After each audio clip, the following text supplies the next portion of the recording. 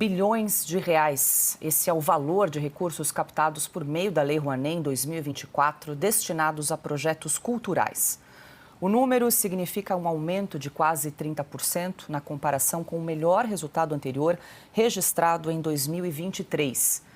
O início deste ano também teve números acima da média para a Lei de Incentivo à Cultura.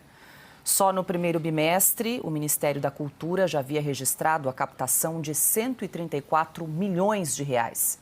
Foram aproximadamente 70 milhões em janeiro e 66 milhões em fevereiro. Esse valor é 165% maior que os 50 milhões de reais contabilizados nos primeiros meses de 2024. Consta, quero ouvi-lo aí sobre essa arrecadação recorde, né? 3 bilhões de reais em captação de recursos no ano de 2024, só para efeito de comparação, 30% a mais do que em 2023.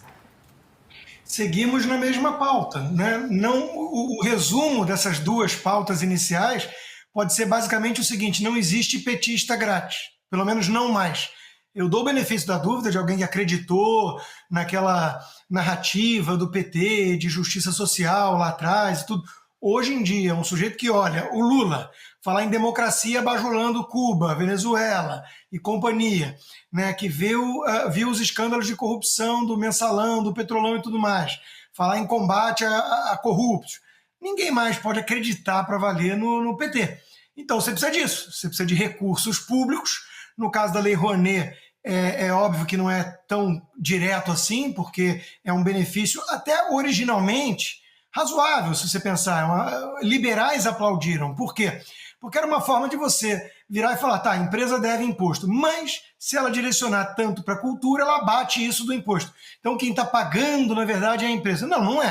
Se está deixando de arrecadar para os cofres públicos, é óbvio que é uma forma de distribuir os recursos públicos para os artistas. Outro problema evidente que nós temos quando a gente fala de estímulo, incentivo à cultura, é a definição da própria palavra cultura. Eu tenho uma muito diferente, provavelmente, desses petistas, né, e dessa turma progressista da era moderna. Eles acham que cultura, por exemplo, é levar a criança para tocar em homem nu. Eu não acho que isso seja cultura. Então, o que é incluído dentro desse arcabouço gigantesco e infinitamente elástico, chamado de estímulo à cultura, cabe qualquer coisa hoje em dia. Showzinho de um bando de militante, que é, repito, uma forma indireta de pagar para essa militância. Então, não existe mais petista grátis, e para pagar os petistas que não são nada grátis e nem barato, precisamos da EBC estatal e precisamos da Lei Rouanet absolutamente turbinada. Pois é, Silvio, que disse o Consa, a gente segue aí na mesma pauta, né? Abrimos o programa com Vale Cultura da EBC e agora a gente traz esse valor aí recorde, 3 bilhões de reais aí captados em recursos pela Lei Rouanet. E não se trata de falar mal da cultura, do programa de captação, do incentivo à cultura. Aliás, o incentivo à cultura nos grotões do país, ele é muito importante. O problema é dar dinheiro para artista do Projac, para cantores que ganham muito dinheiro para fazer militância política, em cima de trio elétrico, como a gente viu no Carnaval, ou fazendo campanha nas redes sociais, musiquinha, videozinho. Esse é que é o verdadeiro problema.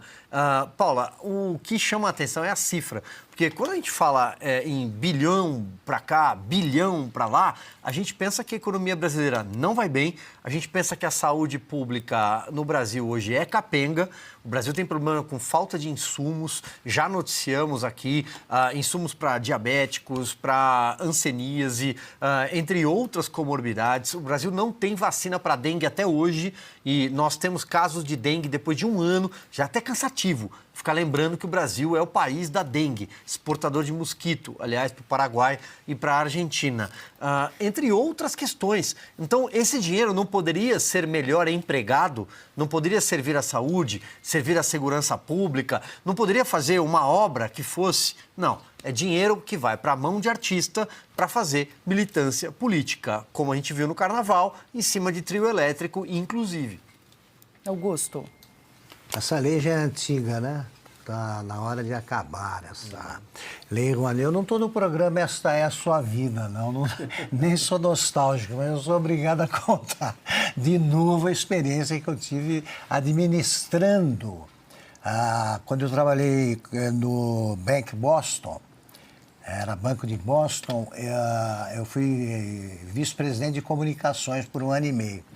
E soube que eu poderia gerir o dinheiro da Lei Rouanet. Fui me informar sobre aquilo que era, falei, não vou mexer nisso aqui, não quis saber. Primeiro apareceram lá 2 representantes da revista Manchete, antes de falar quanto eles queriam, eles já avisaram que seria 20% para mim, o projeto que eles tinham. Aí me aparece o João Moreira Salles, querendo a Lei Rouanet. Ele era filho do dono do banco, o Walter Moreira Salles, antes de se fundir com... Do Itaú, do Unibanco. Hoje Itaú, hoje Era Itaú, do Unibanco. era do Unibanco. E aí ele veio lá pedir uma verba do banco, era Banco de Boston, e virou, eu vim justamente do Sul para fazer essa mudança de nome e a programação que iria celebrar lá os 50 anos do banco no Brasil. Eu falei, mas você está me pedindo dinheiro para um banco? O teu pai não tem um banco, não é de vocês? Ele falou, não, mas eu quero mostrar que eu faço isso sem a ajuda da minha família. Coisa fina, né? Assim, um jeito sério. Ele fez o filme. Não sei se ele pegou dinheiro pedindo para o pai, como ele podia fazer, ou se arrumou com algum banco. Eu não entrei nessa. Mas ele fez. Ele também faz filmes, documentários e tal. Acabou fazendo. Fundador da revista Piauí. Fundador da Piauí, que não precisa dar lucro para existir, porque ele deixou já um fundo, pegou uma parte dele da herança, o banco dele se fundiu, né? Da família se fundiu com o Itaú. Imagina se precisa de dinheiro da Lei Rouanet. Ele deu esse dinheiro que ele quis pedir para mim, ele deu para a revista, que não precisa vender, não precisa nem imprimir. É preciso com a revista, porque ele já deixou dinheiro, teu salário trabalhando lá está garantido até o ano 2040, um negócio desse tipo. Quer dizer, se eu quisesse, eu poderia ganhar 20% no primeiro negócio, imagina, com a Manchete, aquela turma.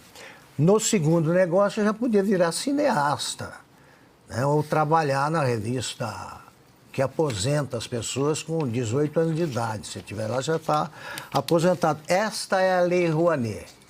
Eu estou aí com o meu amigo Antônio Fagundes, esse é um cara sério.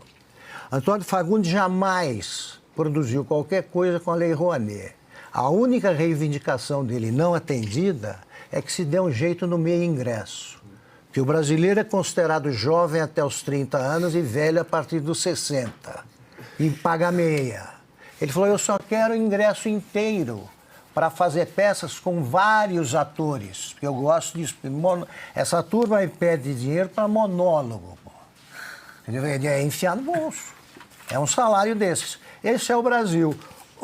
A EBC serve para o programa Desemprego Zero para a companheirada. Esse aqui é como é que é o programa do Constantino? É muito bom. Não existe petista grátis. É isso aí. Cláudio, quer complementar? Não, eu queria relembrar o quanto o governo está gastando. Já gastou em 2 anos Lei Rouanet. Vamos dar uma olhada só num gráfico rapidinho. O maior valor da história que foi gasto, foi liberado, aliás, pela Lei Rouanet, 23, 24, menos 2 anos do governo Lula. Depois do governo Bolsonaro, que gastou muito menos, Lula já torrou 17,5 bi liberados em 23 e 16,9 liberados em 24, claro, para captação, tudo aquilo que a gente já sabe. Mas esse é o tamanho da encrenca que a Lei Rouanet representa. Lembrando que esse gráfico é do Poder 360, certo? Esse balanço aí sobre a Lei Rouanet. Perfeito. Agora...